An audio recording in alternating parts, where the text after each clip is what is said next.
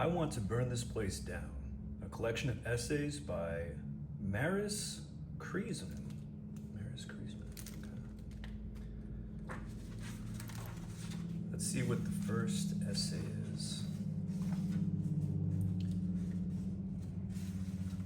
Actually, there's an introduction. Common wisdom has it that people grow more conservative as they age, that the proverbial dead head sticker on a Cadillac comes for us all.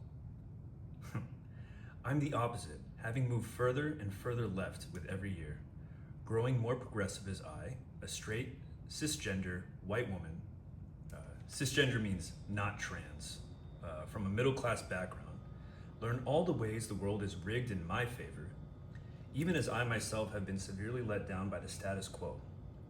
The more I learn, the more mortified I am by the myths I once accepted as irrefutable facts. For so long, I believed there was one correct path for my life, that having lots of academic and then professional ambition was the key to success, in whichever way I choose to measure success, money or happiness. I believed that my job would love me back, that meritocracy existed, and that hard work was the key to fulfilling my every material and emotional desire. I believed I'd own a home one day. I guess I'm still hoping, in parentheses, and that regularly contributing to a 401k would be all that was required to retire comfortably. I thought that having type 1 diabetes couldn't define me, that I should strive to be normal, never mind the fact that I had to worry about my blood sugar all the time. I certainly always thought that insulin would be available and affordable to anyone who needed it. I thought there was a prescribed way to behave if you wanted to have successful romantic and personal relationships, and I believed that women's magazines could show me how. I thought that being skinny was a tremendously worthy goal, and that beauty required pain. I had little vocabulary to talk about sexual politics, so I thought that carrying a rape whistle and avoiding strange men skulking on the street late at night would keep me safe from harm. I believed that abortion would always be legal in the United States. I thought you should call the police if ever anyone was in danger. I thought that labor organizing was impractical. I thought that acid rain was the biggest threat to the environment, and that as long as we worked to close the hole in the ozone layer, our planet would be just fine. I was wrong about everything. I see now how unquestioningly I bought into the promises of democratic institutions that I later came to realize were at best deeply flawed and at worst irreparably broken. I didn't consider how enormously privileged it was to believe that such systems could work in the first place. That American dream of my parents and of boomers more broadly has become less and less attainable for the next generation, and especially for the people who never intended to dream such dreams in the first place. Black and brown people, poor people, differently abled people, gender queer people, and ultimately these systems didn't even work out so well for me. So here I am, coming out as a late bloomer, a 40-something former good Democrat, in quotes, who got angry and became radicalized and is stronger for it, who finally has more faith in mutual aid than in government assistance, who will never again donate to a national political campaign when there are people right outside my door I can help directly, who is actively choosing every day to break away from the self-centeredness of rugged individualism in favor of community and solidarity. I want to share with you all the ways that I was wrong. Maybe you were wrong too. Maybe we together can grieve what we thought the world was and hope for something better. Essay 1, Chapter 1, I guess. She's lost control again. It's 1996 and I'm 17 years old, lying on top of my bed, of my yellow floral duvet. It's like a blanket, I guess, drenched in sweat. A police officer is standing over me, yelling for me to wake up. I see my parents huddled behind him in the doorway, looking terrified. I have no idea what's going on. I don't remember the events that led up to this moment. Later, my parents will tell me that I had woken them to say that I was feeling strange. Then I passed out. Immediately, my mom injected me with glucagon, the quickest way to get my body the sugar it so desperately needed. glucagon. I guess it's like insulin or something. Glucagon was only for emergencies. My parents had been trained to administer it, but they'd never had to use it before this morning. Still, I didn't stir.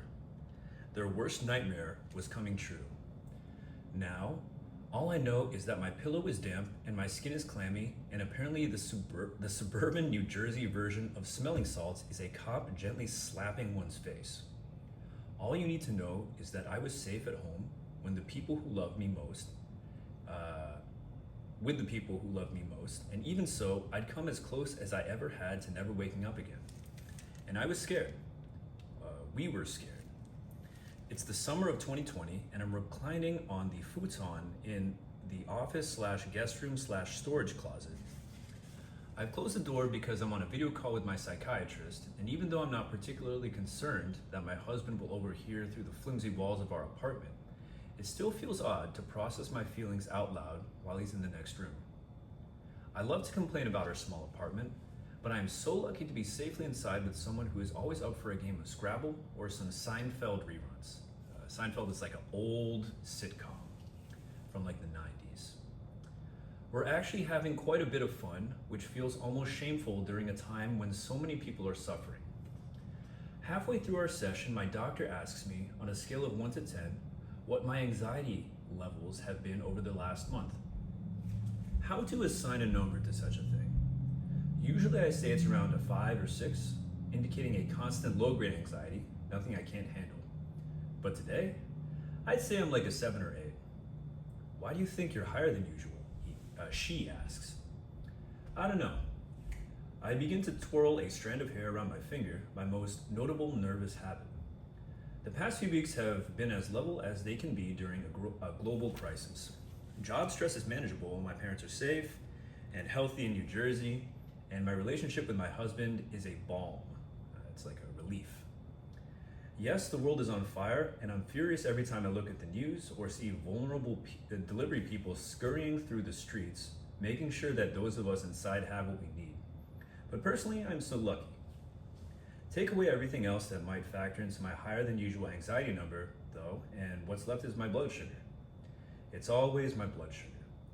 Funny how I'm supposed to quantify my anxiety when all I do all day is think about numbers anyway. I keep waking up in the middle of the night with my blood sugar high, I say, and I don't know why. I'm doing everything just as I've always done. More hair twirling. Diabetes is a numbers game in which the goal is for one's blood sugar to remain in a given range as much as possible, roughly between 70 and 200 milligrams per deciliter. This means my life is a struggle to avoid being too low, which presents more immediate danger in the short term, as I experienced in my childhood bedroom, or being too high, which over time could lead to long-term complications like nerve damage or blindness. That's diabetic retinopathy. The parlance of diabetes relies heavily on moral judgments as descriptors of health. If you can regulate your blood sugar without cheating too much, if you can be good at eating normal and making sure that your blood sugar is normal, then ostensibly you should be in control. But that's not how diabetes actually works. No matter how strict I am, no matter how compliant and good, there will still be times when my blood sugar is way the fuck outside of control. I could eat the same food and take the same amount of insulin on a Monday and get one result, then do the same on a Tuesday and get a completely different result. I've become good at predicting how insulin and food and exercise will affect my blood sugar, but I'm not always right, especially when there are other factors that are beyond my grasp. Sometimes it's as simple as ordering a Diet Coke at a restaurant and taking a few sips before realizing it's a regular Coke. Then there are things that happen inside my body that I am absolutely not in charge of. By now I've injected myself enough times that scar tissue has built up inside my body, and scar tissue impedes the absorption of insulin. So there are times when I unintentionally choose a bad injection site, and my blood sugar ends up at 250 when I was expecting it to be 150 at most. Hormone surges can affect my blood sugar, and as any woman can tell you, they're impossible to predict. Being ill makes my blood sugar high. In fact, all kinds of stress, physical and mental, have a major impact on how my body is able to process sugar. Being in control is such a simple idea. The word control implies that I have the agency to take the reins, to master my endocrine system. That's like the hormone system. But no matter how determined I inevitably have to deal with unexplained peaks and valleys. I am more than willing to put in the work to get the results I seek. Learning to live life with uncertainty is the part I'm still no good at, even after a lifetime. I was 9 years old when my pancreas stopped making insulin and I was admitted to Monmouth Medical Center in Long Branch, New Jersey. When I stabilized, my parents learned all sorts of things. How to recognize the signs and symptoms of high and low blood sugar, what and when to feed me, how to cry discreetly without alarming me too much, how to milk my fingers once pricked in order to coax out an adequate amount of blood to test my glucose levels, how to give me twice daily insulin injections in the fleshy part of my arm. There was a lot of practice that involved holding syringes like darts and stabbing oranges with them, quickly and without hesitation. Oranges remain my least favorite fruit. Back then, there was no way for us to know what I know now, that whenever a doctor makes a diagnosis of a chronic illness, the patient should automatically and immediately get a referral to a psychiatrist. Instead, I got a referral to a peer support group led by a nurse practitioner, where I experienced social anxiety while sitting in a circle on the carpet of a playroom with a bunch of other kids, trying to put into words all the ways my life had irrevocably changed over the course of a few months. I didn't last very long on that floor. As sunny as my doctors and educators had been about my future, in parentheses, they promised a normal life, and for the most part they were right. My diagnosis of type 1 juvenile diabetes meant that I would always need to be hyper vigilant. That's very watchful about my health. No time off, no vacation days, and slowly arriving at my realization over time that can make a patient feel anxious or depressed or angry, sometimes all of the above. For an overthinker like me, the rise and fall of my blood sugar gives me endless fodder, endless things to worry about. I'm not sure if my diabetes was the cause of my diagnosis of OCD in later years, but it certainly didn't help. Every night before I turn off the light to sleep, I calculate how much insulin I need for the day. Below 20 units is good. It means I didn't overeat, or that I wasn't overly stressed, or that I exercised, or that my body has chosen to behave. Over 20 units is bad. Taking too much insulin regularly can make me feel sluggish, hungry. And so, except for the few moments before I'm fully awake, I have numbers running through my head at all times. So much so that the very act of regulating my blood sugar goes well beyond healthy preoccupation and turns into something uglier. So that now I'm playing with my hair, my favorite form of self-soothing, as my psychiatrist refills my prescription for my SSRI of choice. SSRI is like an antidepressant. It's 2022 and I'm watching a Joy Division video. Joy Division is an old band from like the 70s or something. On YouTube, a rare live performance from September of 1979. The song is She's Lost Control, and Ian Curtis, the lead singer, is magnetic. He's quiet and measured in the studio recorded version of the song, but on stage, the tension builds and builds over 3.5 minutes while Curtis does a frantic, frenzied dance that feels like a lead up to a breakdown. As the story goes, Curtis has been so devastated by the news that an acquaintance of his died in her sleep during an epileptic seizure that he wrote a song about her. Ian Curtis died by suicide in 1980 at the age of 23.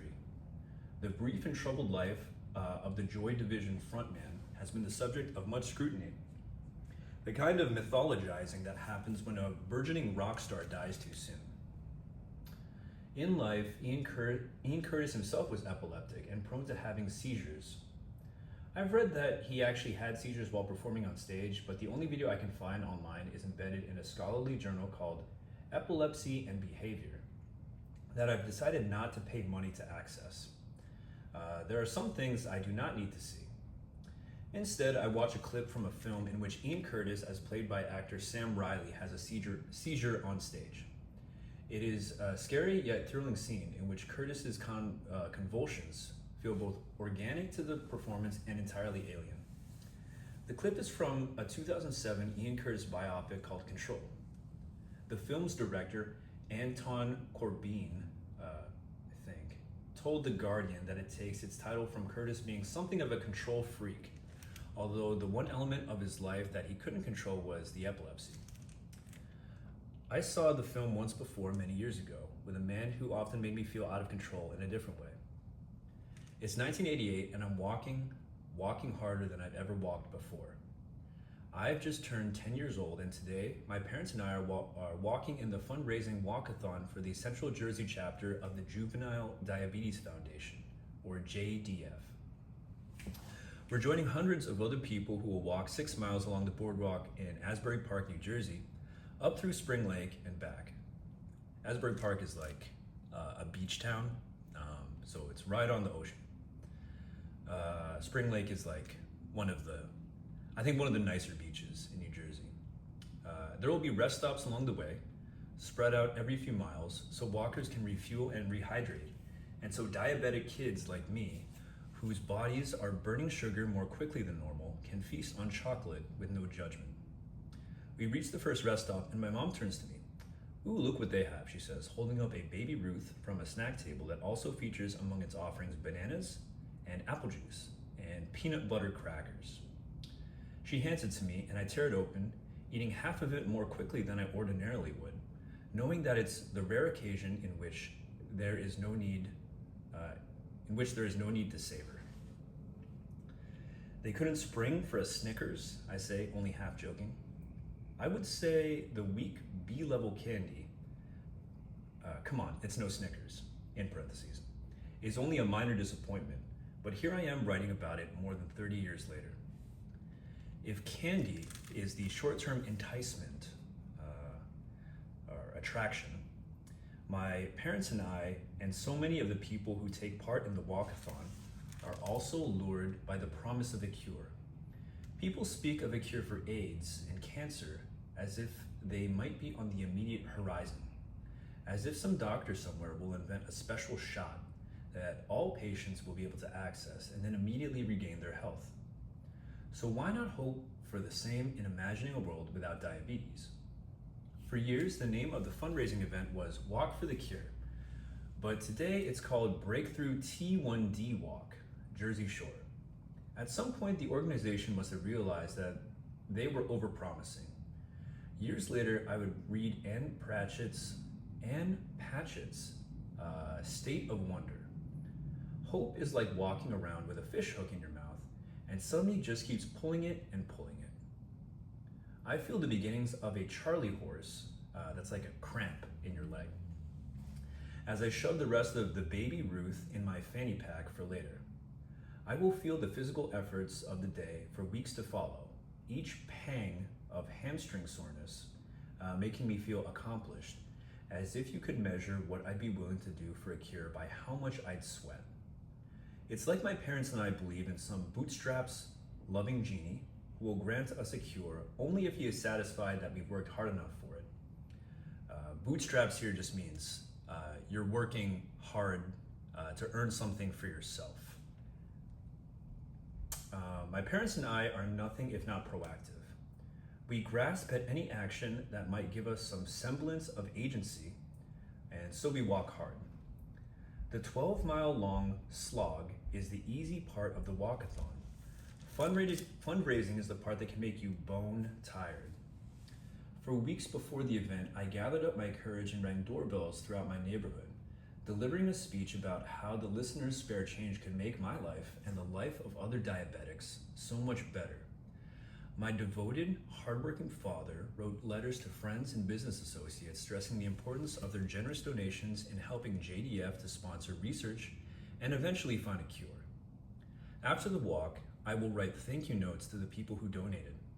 Something like, "Your donation has made my life a little bit sweeter." The funds Dad raises for JDF entitle us to a Sharper Image gift card, which he generously gives me. Sharper Image is like a store that sold like kind of like fancy little devices, like a fancy back massager, a fancy like waffle cooker for your kitchen, things like that. In October of 2021, a photo will circulate of a disastrous ocean fire in the Gulf of Mexico caused by a leak in an underwater gas pipe. It looks like what I'd imagined the end times will look like something out of an environmental horror movie. In the corner of the box is a small boat, spouting a meager flow of water that is meant to help mitigate the fire, but is so small and so far away that it makes no impact whatsoever.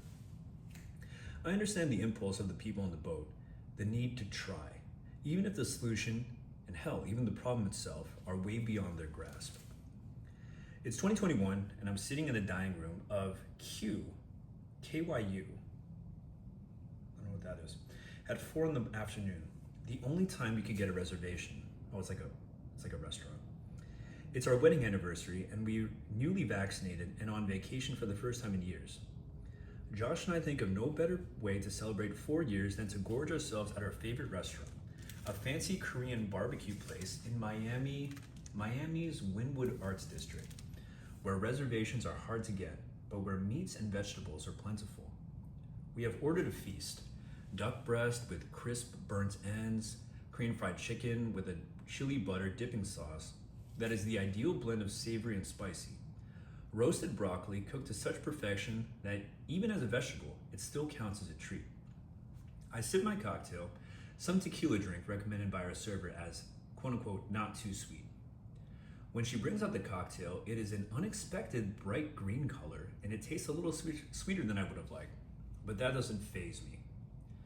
I put my glass down and look around surreptitiously, it's like sneakily, to make sure that no one is nearby. Cover for me, I say, and Josh obliges, knowing it's his job to warn me if a server or anyone else is approaching my table. With Josh on the lookout, I take out my insulin pen, dial up an extra small dose, around 4 units, hold the cap in my mouth because there's nowhere else to put it, lean my arm on my knee, and surreptitiously inject myself in the fleshy part of my arm. I'm an expert at this. It takes 5 seconds, tops. The first course arrives, and we cut a gooey burrata in 2. It looks slimy, but tastes divine, and I use a small piece of bread to mop it all up. An auspicious start. And yet I'm starting to feel strange. The server clears our plates, and I look at my phone. Of course, I know it's rude to pull out my phone during a meal, but I have a better excuse than most. I have a handy new tool for monitoring my blood sugar that's as easy to access on my phone as my Twitter feed. And just like my Twitter feed, it can be informative and edifying, but more often than not, it is soul-crushing and addictive. It's called a continuous glucose monitor, or CGM. Every 10 days, I inject a tiny sensor just below my skin and tape the transmitter that it's attached to onto the back of my arm. With this slightly bulky appendage, I'm able to know my blood sugar at all times without having to do any finger pricks. Most importantly, my CGM has an alarm that goes off if my blood sugar gets too high. I programmed the high alarm to a tone called Toccata, which Josh says sounds like a game show thinking music. Okay. Or too low. That alarm is more like a nuclear meltdown warning, which is both terrifying and handy when it sounds in the middle of the night. The rub about being able to check my blood sugar anytime I want to, in parentheses, rather than 6 or 7 times a day that I used to check it when I used a drop of blood from my finger, is that I do. I'll watch my CGM to see how my blood sugar responds while I'm eating meals. I'll keep an eye on it while I'm reading or while I'm watching TV. I'll look at my CGM when something upsets me to watch my blood sugar skyrocket. What a surreal experience to be able to watch that impact of stress hit me in real time. You know that feeling when you get that when you just received bad news and your body feels tingly and sweaty in a bad way? That feeling can cause blood sugar elevation. Same goes for good news, or the anticipation of something exciting, like doing a live event with an author at a bookstore. The nervous energy that would otherwise invigorate me somehow alchemizes into a high blood sugar. Alchemizes is, I've never seen this verb before, but it just means like transform. It like manifests into high blood sugar. My CGM updates every 5 minutes. There is always new information to take in, and I'm addicted. How many times a day did I look at my phone before this app? It can't have been a flattering figure. How much worse has it gotten with my CGM? What percentage of my time is spent checking its readings? Great. More numbers running through my head as I try to recalculate how risk averse and bad at breaking routines I was to begin with, and how much more severe those tendencies are now. I wonder if it's still called doom scrolling if it's not social media you're looking at. I haven't even eaten a bite of the clay pot rice dish with big chunks of crab that was highly recommended to us, but already my blood sugar is 180, as high as if I'd already finished my meal rather than just starting. And the arrow on my CGM indicates that it's increasing at a rapid clip. I silence my phone. No need to disturb fellow diners with the impending alarm. I'm high, I tell Josh, high in blood sugar. Wild how those two words denote a pinnacle of enjoyment for my weed smoking friends. For me, it's torture. I have tried for more than 30 years to articulate how my body feels when my blood sugar is high, but I can never get it quite right. I suppose I should try again here. Imagine a mild case of the flu with fatigue and aches but no fever. And yet, if you're anything like me, you feel strangely warm. Your skin might even flush, but along with the physical tumult, there is the panic and anxiety of knowing that your blood sugar is high and that you can't do anything in the immediate moment about it. Even the fastest acting insulin takes around 20 minutes to start working. So you're anxious that your blood sugar is high, and that anxiety then makes your blood sugar even higher. Quite the vicious cycle. I begin to chug water. Dehydration can be a culprit. What can I do, Josh says. I know he would do anything for me, but there's literally nothing he can do right now. Nothing, I'll just take more insulin. And so Josh once again looks out while I dig up my insulin pen and take 4 more units. The next course arrives, an appetizer of pork cubes that are perfectly seasoned and crispy on the outside, but melt in your mouth.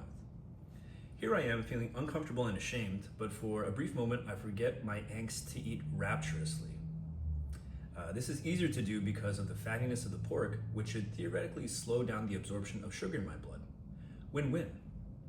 Damn, we say to each other, holy shit. No sooner do we put down our forks that I pick up my phone again. I'm alarmed to see that my blood sugar is now 260, despite the 4 doses of insulin and the fat I've just consumed. After all these years, a high number still feels like a moral failing. Even if you know better, it's as if being too high is a result of being undisciplined, of not paying close enough attention, of slacking off and eating too much cake. Let me stop you right there to remind you that there's nothing wrong at all with diabetics eating cake occasionally, as long as there's not enough insulin to cover it. Josh can see that I'm agitated, and he probably says something witty yet comforting, as he is wont to do. I feel so lucky to be here with him right now. There is literally nowhere else I'd rather be. And I also want to get up from our table and scream. Be present is what we say to remind our adult brains to appreciate the physical here and now rather than dwelling on what's been or what might come. But I am unyieldingly stuck in my body at all times, so finely attuned to the way it feels that being present is exactly what I need to escape from. My body, especially with my CGM, tethers me to an individual moment in a way that feels oppressive. I modify my menu for the rest of the meal. I order a dirty vodka martini because it contains very little sugar and mama needs a drink. I eat some creamed spinach and some exquisitely roasted duck. I skip the rice entirely and delight in watching Josh enjoy it. This would have been an occasion on which I would have allowed myself a rare dessert, but certainly no dessert today. I try to encourage Josh to order something. He refuses, ever loyal. It takes hours for my blood sugar to finally come down, much longer than it should have been. My hunch is that a slight sunburn, combined with dehydration, has got me into this mess. But I'm still not sure. I wasn't in immediate danger, even though my blood sugar peaked at 325. High blood sugar feels awful, but it's not life-threatening unless I choose to spend most of my days at that level. And I wouldn't dare do that. Instead, as ever, I would choose to act responsibly by focusing on my body rather than my surroundings, by keeping my eyes down on the number on my phone. I want to spend more time looking up at the world, particularly at my husband, preferably while we were eating dessert. It's 2008, and I'm watching the movie Control with a man who makes me feel out of control. He idolizes Ian Curtis, which is the most blatant of red flags and says a lot about his mental hygiene at the time. But I'm not going to tell you much more about this man because this really isn't about him at all. It's about how he makes me feel. Like I have no ownership over my emotions, like I am merely a sack of bones and feelings in service of someone else. We have one of those overly emotional, clearly toxic from the outside romances that should have flamed out much earlier than it did, and would have if we didn't also work together at a long since defunct digital media company, he in music and me in audiobooks. We sit in neighboring cubicles, yet still spend all day instant messaging. We are nearly inseparable. Our relationship is all consuming, or at least that's how it feels from my end. When I'm not with him, I'm thinking about him. I endlessly repeat arguments in my head like a bad earworm. One that I will eventually spend thousands of dollars on therapy and Xanax, it's a SSRI kind of thing, attempting to eradicate. This is also the year I experienced panic attacks for the first time. The relationship puts me in a perpetual state of fight or flight. He openly flirts with someone else at the office or says something unkind, a burst of adrenaline hits, and my body feels the way it feels when I have low blood sugar. Racing heart, sweaty, weak, shaky, disoriented. But in actuality, my blood sugar is elevated. Highs feel like lows and vice versa. My signals are all mixed up. One day, we are devastated to learn that a colleague of ours has died of a brain aneurysm. It's like a blood clot in the brain or something. An HR rep who has gone to check in on him after he hadn't shown up for work after a few days, discovered the body in his apartment. Soon after, my on-again, off-again colleague and I go out with friends. He says something over dinner that makes me lose my appetite. I don't eat much. By the time I get home around 1 a.m., after a couple of drinks and some crying in the dirty bathroom of a bar in Ditmas Park, I don't know where that is, I am relieved to get into bed alone and be done with the day. Sleep is a release. But the next thing I know, it's bright out and I'm sitting on my couch in my pajamas, taking sips of Coke while my alarm clock blares. He's there too, along with the HR rep. Wait, what? How the fuck did they get there? It appears that this morning, I didn't wake up for work. He explains that he got worried when he hadn't heard from me in hours. We were usually in constant contact. So we went and grabbed the HR rep and they raced to my apartment. I was apparently in a twilight state when my buzzer began to buzz persistently. Even though I clearly slept through my alarm, I somehow heard the buzz and managed at that point to get up from my bed and answer the door. I still didn't know why I reacted to the buzzer but not the alarm. In my darkest moments, I am humiliated to think it might have been because I used to fantasize that he would come to my door one night, overwrought with equal parts shame and ardor, that's like love or passion, to declare his eternal love for me. And now here he is in my home, along with a nice woman I barely know, watching me as I sit on the couch, trying to decide if they need to call 911. They don't. I'm coming too. As I slowly regain my ability to think and reason, I find the wherewithal to test my blood sugar. It's 45. The normal is around 80 to 120. I shudder to think how much lower it had to have been before they found me. Eventually they leave and I sit on my couch in my sleep t-shirt and have a good cry. Later in the day, I call my parents. I wish I could be the kind of daughter who is able to keep secrets, but I am hopeless at this kind of subterfuge, this kind of sneakiness. So I tell them that their worst nightmare almost came true once again. I've learned since that there's a medical term for it, dead in bed syndrome, when a type 1 diabetic falls asleep and never wakes up. I know my dad has spent sleepless nights worrying about me alone in my studio apartment with no one to interject with glucagon in an emergency. I don't know how to process the fact that I was saved by a man who treated me poorly, whose moods I could never predict, and whose small cruelties caused havoc on my own body. It's 2018, and I'm in the living room couch, nestled under a Primalush throw blanket from Target, scrolling through GoFundMe. I don't know what Primalush is, but I guess it's a brand of blankets. And GoFundMe is a website where Americans give each other money, mostly for like medical debt. I've only recently heard that Americans, are dying due to a lack of access to insulin. This is news that goes against a story I heard as a kid, legendary among legions of diabetics, of how Frederick Banting, along with two other inventors who discovered insulin, sold the patent to the University of Toronto for $1 each. They felt that insulin should be accessible to anyone who needed it. This was canon. This was accepted truth. I search insulin on GoFundMe and I see for myself the pages and pages of diabetics begging for help. I see later that at least 3 American diabetics died from a lack of insulin in 2018. The cost has gotten so high, so out of control, so unregulated. The price of the kind of insulin I use increased more than 1,000% between 1999 and 2019. That in 2019, JAMA, Journal of American Medical, it's a medical journal, reports that 1 in 4 diabetics have to ration their insulin due to the price. They need to portion out their insulin carefully. In 2021, I began making a monthly donation to Mutual Aid Diabetes, a volunteer organization that directly supplies diabetes medications and supplies to anyone who needs them. I make sure to store expired insulin in my fridge next to the condiments rather than throw it away, just in case I come across a diabetic person who is in desperate need. And this does end up happening a few different times.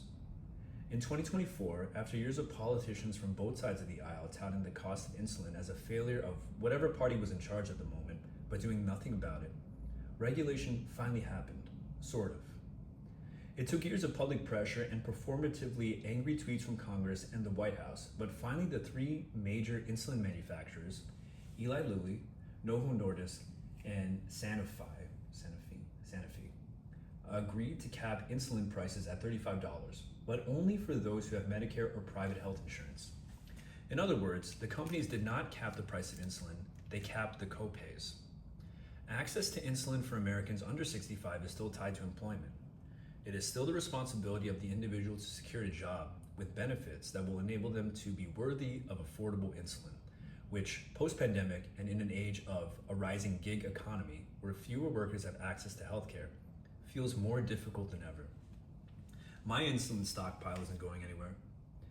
I used to fantasize about the day when I would have walked in enough walkathons to be cured of diabetes, of the ice cream sundaes I'd eat, and the clear-headedness I'd experience. Now I understand that that's not how it works. Many years after watching my parents put so much of their sweat into the Juvenile Diabetes Foundation, I learned that JDF, now called Breakthrough T1D, takes a great deal of money from the same pharmaceutical companies that make insulin so unnecessarily expensive in the first place. This is an unforgivable conflict of interest, a betrayal of all the patients the organization is supposed to be advocating for in the first place. Forget the cure. All I want is for people who need insulin to easily be able to get it. There are no walkathons for that, only GoFundMes and mutual aid. I spent much of my life struggling with the idea that certain things will always be outside of my control, but I never thought that access to insulin would be one of them. I know I am so much more than my disease, as is every single diabetic person alive right now. When I look at GoFundMe, I see the face of people who, through no fault of their own, have no control over their lives. The American healthcare system creates chaos for those without copious economic resources and with few support systems. If you're trying to make one vial of life-giving medication last for days or weeks, how can you think about anything else? The unregulated cost of insulin and all sorts of other diabetes drugs and tools like my precious CGM has created an entire generation of diabetic people whose lives are ruled by numbers that don't make any sense. We all deserve to live in a world where diabetes is not a death sentence or a constant source of financial stress. At most, diabetes should just be an annoying thing that people like me will have to deal with every second of every day for the rest of our lives. It's 2022 and I'm exfoliating. I'm not trying to push my multi-step beauty routine on you, I promise. Exfoliation of my skin on my arms is the first step in the process for inserting a new CGM monitor. Fresh from the shower, I avoid using any serums or lotions that could potentially cause my skin to be a less than perfect surface for medical tape to adhere to. I swab my arm with an alcohol pad, leaving plenty of time for it to dry so the skin won't sting when I pierce it. It's been a bit of a learning curve, but there's a reason I've become so meticulous. The components of my CGM are expensive, even with insurance, and they all have to be ordered through the mail. And yet, the adhesive comes unglued as if it were scotch tape from a school supplies aisle of the pharmacy. There's much strategy involved in making sure it lasts. I rest my arm on my knee so I can get to the back of it, the fleshiest area. I remove the adhesive from the sensor and place it very firmly against my arm, patting down the sides. Then I release most of the pressure. The sensor is meant to be injected just under the skin, and I've learned the hard way that it requires the lightest, gentlest touch. Press down too hard while injecting, and you're likely to get a bleeder. Bleeders aren't messy in many ways, usually requiring the removal of the sensor and a call to the CGM manufacturer, customer service, to request a replacement be mailed to you. So the gentlest touch. Once the sensor is in, I place the tape down again. Sometimes, despite all my efforts, the tape still doesn't lie completely smooth, and so I factor in a moment or two for cursing and muttering. Then I attach the monitor to the sensor and alert the app on my phone that we're ready to go. It takes 2 hours for the app to connect and to start showing me my blood sugar. A few days in, a next step is required. There's a very thin layer of tape that I must put over the original tape, extra coverage to ensure the CGM lasts for a full 10 days. Affixing the tape requires 2 hands, so I enlist Josh to help. He's become quite skilled at it.